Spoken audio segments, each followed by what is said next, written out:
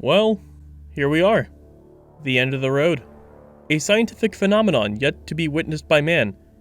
An early access game actually becoming a complete product. Abiotic Factor is a game I reviewed loosely a year ago, and last I gave it a glowing review. However, since that video there has been several massive content patches and has recently hit 1.0, so now that all that dev time has been knocked out, I think it's high time we revisit this legendary title and ask the question I always ask: is it good? Is it bad? Did I ever kiss a layak? These questions and more will be answered soon. However, before we answer these questions, I have a couple of announcements that I have not actually made on a full review video before. First off, I'm live streaming again. That's right, I'm live on Twitch and YouTube on Mondays and Fridays at 5 PM PDT. So if there's any questions you wanted to ask, or if you wanted to see a whole side of me you've never seen inside of, a review before, then go ahead and check me out on Twitch or YouTube, your choice. And while you're at it, maybe consider hitting that like and subscribe button. Or don't, hey, you do you, not your mom. Let's get right back on track and start with the good. Also, if it wasn't obvious, spoilers ahead, don't cry to me about it if you get something spoiled, I already warned you. Now, normally I'd run a recap, but since it's been so long, most of this game has changed in significant enough ways that I just have to talk about them again. Let's start with the map, which, given its art style, it's not only beautiful, but incredibly easy to maneuver through. This game is a story-driven sandbox experience, meaning that areas are locked off until certain tasks are completed. However, unlike other games I've played where these locked off areas are isolated, every segment is intertwined with one another in some way. Which sounds like it would be overwhelming, but fortunately the devs accounted for this and doesn't leave every single segment open at the start. You encounter locked doors, out of reach locations, and inactive teleporters throughout the game that, while they start inaccessible, are unlocked by reaching the next zone the way you're supposed to. So you're prevented from overwhelming yourself, allowing you to truly learn and understand the zone you're in before moving on. And if all the vents and possible doorways seem like a lot to keep track of, the map is also designed so almost every major area can be easily found and traveled to from the office sector. Plus, I've never felt like a segment on this map was similar to another, so whether your way of navigating is through landmark recognition, a map, or even just tram travel, the game has loads of options for you. Where other games got me feeling like a lost child in a Walmart, this game makes me feel like a Mondo Braid navigator. It's a fantastic feeling. The sandbox experience is more or less the same as last time we spoke. Base building has Gary's mod Pillow Fort energy, where you stack furniture you grab from around the map and use scrap materials to make defenses. It's very much a junkyard aesthetic, which, given my favorite faction of Warhammer 40k's orcs, literally my speed. But bases aren't really all that safe. As a matter of fact, you can be attacked by invasions and portal storms at any time. Granted, you can get an upgrade to your crafting table that destroys portals, basically making the base immune to portal storms, but even with that, you can still be attacked by invaders, or even creatures that have respawned nearby wandering into your stuff. It makes bases feel safe, but not too safe. Except for a particular mechanic, but we'll cross that bridge later. Also, to correct my past self, I misspoke in the last review. Your home is determined by powered crafting benches, not beds. Whoops. Anyways, this is an important correction because if you plan on expanding, you're probably going to need upgrades on those benches as well to maintain your little zone of protection. But yeah, base building in this game is visually interesting and a lot of fun, all while being engaging with the invasions. Next, we have the skills, one of the few major parts of your progression as a player. The skills are leveled by a learn-by-doing system that a certain other game should have kept around. Certain tasks levels up each skill. For example, building furniture levels up construction, hitting targets with ranged weapons levels up your shoot skill, and reloading levels up, reloading. And strength is leveled up by overloading your inventory and running circles.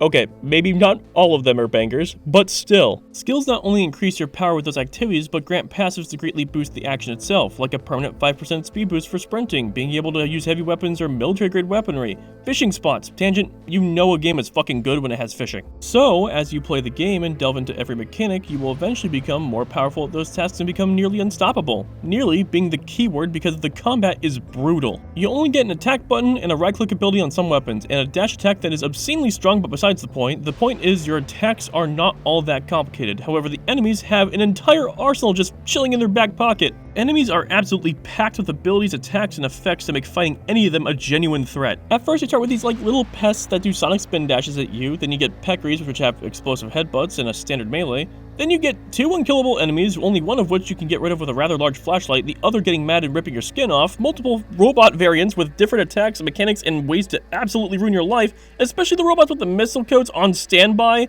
Who gave these robots launch codes? Not to mention multiple Xer variants that are tougher than a lash, just so much shit thrown your way. However, all of them have a weakness, whether it be just a simple damage increase for an element or a weak spot that either makes them easier to hit or detonates them. All enemies have something going for them that makes them a breeze once you've studied them. Study them. like a scientist would. Can we talk about how outright immersive this game is real quick? You are a scientist of some kind, or a summer intern, which is what I chose, and this game forces you to think and feel like a scientist through trial, error, and proper research. You gotta actually figure out the ingredients needed for the recipe instead of just knowing it the moment you find your ingredient. You have to learn the map and familiarize yourself where the resources are, and you have to learn about the creatures inside and how to survive them. Even do proper preparations before diving into dimensions. The whole game absolutely nails feeling like a scientist without making my brain implode. It's so rad. Speaking of dimensions though, suppose it's high time we discuss those. Abiotic Factor is chock full of unique dimension concepts called antiverses, where the creative juices for the team clearly ran rampant. You start with a simple little antiverse to get you acquainted with the idea. It has the first X-source you see and a constant environment being irradiated air, literally teaching you that each area is going to have its own aliens and its own environmental hazard to work around. And once you return, you actually see the X-source in places they weren't before, which then teaches you that going in unleashes a whole new threat to your world. It's a simple, non-hand-holding tutorial that trusts your own intuition as a player to piece together. Then the next dimension, the gloves come right off with Silent Hill Detroit Edition. That's called a callback, folks, where you meet my favorite creature, the Composers, and experience the blinding fog, both of which begin to invade the labs, where you get a fog weather event that unleashes mini composers called Symphonists, which while you could wait it out, there's actually usually a button to get rid of the weather in a control center near the portal where you encountered it. So if you find it that much of a problem, there's a solution. Since you now know how they teach you this stuff, I want to talk about a couple of my favorite dimensions in no particular order to keep you on your toes. Canaan is basically if Salem witch trials never really ended and all the science was seen as witchcraft. You fight these pale pilgrims who seem to be worshippers of the same stuff the gate guards are rambling about, but they call you witch instead of Promethean. There's also these weird living trees that attack you, and it's one of the longer antiverses to work through. While it doesn't present a new weather type or anything, it was added for Halloween and has a bunch of spoopy stuff, which I'm a sucker for. It also adds pilgrims to the potential invasion pool. But then we have the mycofields, a fungal wasteland of magma, spores, and incredibly hot temperatures. It's my favorite not really for theming, though Mushroom Land is pretty kick-ass, but rather because of how fun it is to maneuver around it. Bouncing pads everywhere, climbing vines, and solid fungus tops to run on. It's meant for running and jumping around.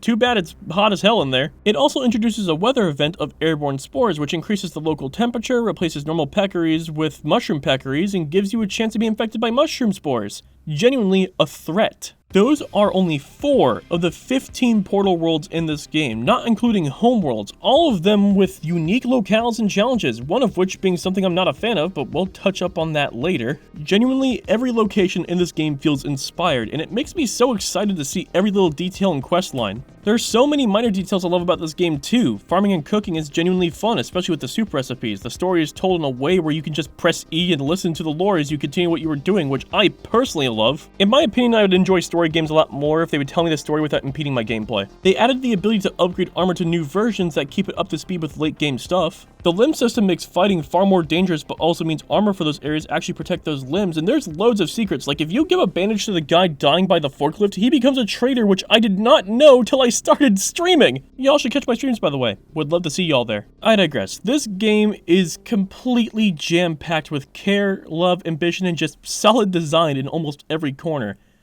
But no matter how much I love a game, there's always room for growth. So let's finally get around to talking about the bad. I'm just gonna go in for a throat punch real quick. Homeworlds weren't a good idea. Tori is a beautiful, stunning world and one of the few to have a daylight cycle. However, homeworlds mechanically have a lot of issues that outright change the approach to the game. For starters, the Layak, which is supposed to be a nuisance that incentivizes building X-ray turrets and would add an extra layer of unease to the game, doesn't spawn here. There are no security bots to keep an eye out for, and weather events have no effects here outside of the rolling blackout. There are no threats outside of portal storms, and you are given a monumental amount of space to build and optimize as you please. Which, of course, makes it objectively the best place to base, which is its point, so what's my problem? You only need a level 1 keypad to access it. This is way too early to circumvent all the dangers of owning a base. The whole point is for the player to feel uneasy till about, I'd say, the point you receive a level 3 keypad. You're supposed to feel vulnerable and in danger at all times till then, as most threats from the start of the game remain a problem till that point. It added more to the atmosphere, and it's also what made the Layak more threatening because it was realistically the only thing to threaten you at your base once you hit level 3, and it was terrifying seeing it stare at you like that. And Homeworld just kind of threw all that out the fucking window. To completely circumvent all of this, at the literal start of the game feels not very thought out, and I'd say swap the current keypad for it with a level 4 keypad instead. That way the player has to interact with the Layak in the X-ray turret before being given the option to live in a safer space. Plus, level 4 puts you through a stressful hide-and-seek game with an unkillable ghost alien, so being given the most peaceful place right after feels like a good idea and a nice reward. Moving on to starting character traits, I feel like far more could have been done to this. The traits we have now are interesting, but they don't really change your approach that much. At most, you have to do insert task here more frequently, which I think is a missed opportunity. What if traits did more than just make something more frequent? What if they offered game-altering effects that changes your approach to problems in a meaningful way? For a couple ideas for what I mean, of which I've named, let's start with Picky Eater. Picky Eater would give a debuff or maybe less nourishment for not eating a proper meal. A non-proper meal meaning things like raw and cooked meat, as well as just straight vegetables. However, where eating bland meals gives a debuff or less nourishment, eating soup actually gets a bonus. Let's just say something like the soup buff that reduces hunger and thirst strain lasting longer, or maybe even some soups having their, effects strengthened. Or how about a perk like Coffee Fiend, where having caffeine gives you stronger effects, but also a considerable debuff for when the caffeine ends. Let the player extend it 3 times with another caffeine drink before they take a massive hit to their health. Basically, a high-risk, high-reward perk that grants a considerable amount of strength with a hefty toll as a result. Just some ideas, but some more or less blatantly good nor bad traits would actually add some variation to playstyle, which I think would make the game more replayable than it already is. On to another issue I have, which is material scarcity. A whole part of the game is about managing the scarcity of resources and choosing your crafts wisely, which is absolutely fair and a part of the game that I enjoy. However, some resources feel far too rare for the stage of the game they arrive in. For example, silver is the resource that's needed to trade in a machine for carbon. Carbon can be found in special breakable boxes, but this machine is the way to get it in bulk. The problem is not only just how many resources require carbon, but also the sheer scarcity of silver in pre-reactors, which makes an interesting case of ludicrously high demand but incredibly limited output for a large chunk of the mid-game. Canaan and the train are the only 2 places to find silver, and from my experience it's not abundant in either places. Canaan has very little silver in general, and silver on the train only spawns in the bar room and nowhere else, and I think the only real solution to this problem is increasing silver's frequency a little bit in the early game. Maybe make a resource trade location for silver, or a crafting recipe. I don't know, but a way to get more silver outside of these 2 locations would do wonders. Antiverse gems have a far easier ability to be obtained, but you need less of those than carbon. Just saying. The next issue I have is with snipers. Snipers in this game are incredibly lethal, as they should be. They're supposed to be a looming threat to stop you from waltzing into places too soon, not only dealing giganto damage, but also inflicting a severe wound. However, you can actually avoid being shot by breaking line of sight, so it's not without counterplay. Unless you're fighting in close quarters. Snipers, for whatever reason, are still allowed to use their sniper in beefing range, which you'd probably say shoot them, but the sniper will win that exchange unless you're cracked and hit exclusively headshots and all the sniper shots miss. Which, newsflash JFK, doesn't happen in French kissing distance. The sniper already has a kick for close range, but then if you give the sniper so much as a meter of space, you get shot at point blank, and I don't really find this fair. You did the sneaking, you got around the sight lines, you prepare an attack and are rewarded with an instant snap-fast fire of a rifle you can't even dodge at that point. While it could be argued as a skill issue, which I think is partially true, I still took the snipers down, so this comes from someone who has fought them numerous times. There's a couple of tweaks I think the sniper needs. First off, the sniper rifle shouldn't be usable in close proximity. I think instead the sniper should swap to a pistol once you get into melee range. And secondly, I think the cooldown between sniper shots needs to be a smidge longer, and the time the player gets to react to the laser should also be extended a smidge. Give the player a whole 1.5 seconds as opposed to what feels like half a second. Also, the sniper seems to be actually storing the time it spent looking at you even if you break line of sight, so when you peek over cover to see where the sniper is at, you often get instantly shot, which feels almost unintentional, but maybe it's some sort of effect from the brain damage my frontal lobe endured from the shots.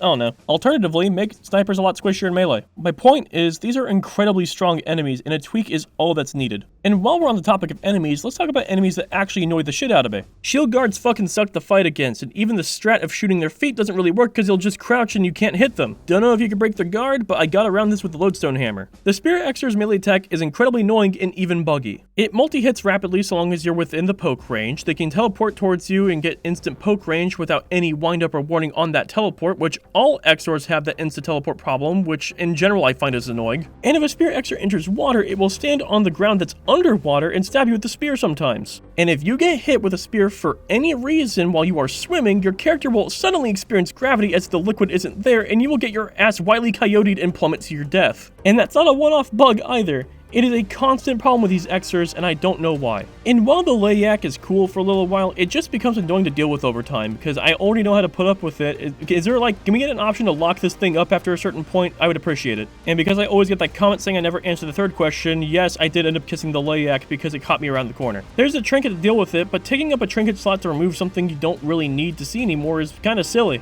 Speaking of which, with how many super cool trinkets there are, I kind of wish that backpacks would also give you an additional trinket slot or two depending on certain upgrades. I don't want like infinite slots, but a simple upgrade to have one or two would feel rather nice. And that's a minor gripe, but still. Then lastly, my final issue. The furniture store. You know when I said we'd talk about a particular antiverse in this segment? This one is it. To give credit where it's due, this concept is a fun idea. A furniture store being surrounded by zombies on Crimbo. What is there not to love about it? How about the objective you have to do in here in the first place? In order to escape the furniture store, you have to locate 5 buttons and turn them on to get the elevator working. The first button you press unleashes zombies onto the store, with each other button increasing their spawn rate dramatically. Once all 5 are powered on, you go up the elevator to a safe zone, get some lore, and leave. Simple enough. So what's my issue? It's probably the most boring objective you could have in this scenario. First off, let's discuss the fact that zombies don't spawn until the first button is pressed. You can actually figure out where all 5 buttons are before starting the gauntlet, which means you can literally cheese the entire thing easily. And even if you didn't do that, I don't find the challenge here really all that interesting to start with. While being swarmed with hordes was fun, playing I Spy only to find a button that was literally tucked away in the closet was not exactly my idea of fun. I think what would have been more interesting is to pull a page from Left 4 Dead and have us fight through the horde on our way to an individual objective markers to reach the end of the level and exit through the portal. Starting at the furniture store where you can pick up some neat loot like chairs and candy canes, ending at a gate safe house or something. This would have also been simple, but far more interesting than just locate the 5 MacGuffins and go up an elevator. It would allow the game to play more with the setting, maybe with burning buildings, zombies stumbling out of holes where cars have crashed into buildings, a proper apocalypse setting. Hell, maybe even some newspapers to give more context on how this outbreak even happened. Might just be me, as it usually is, but this part was genuinely not a fun segment and I could do without it. That being said, these cons hardly swayed my opinion on this game. Abiotic Factor is genuinely an indie masterpiece that deserves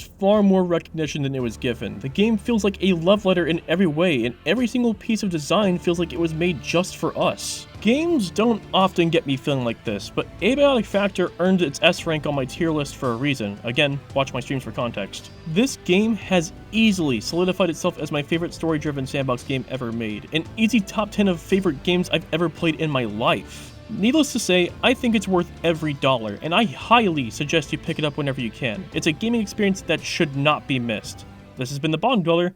Get to theory crafting, Promethean.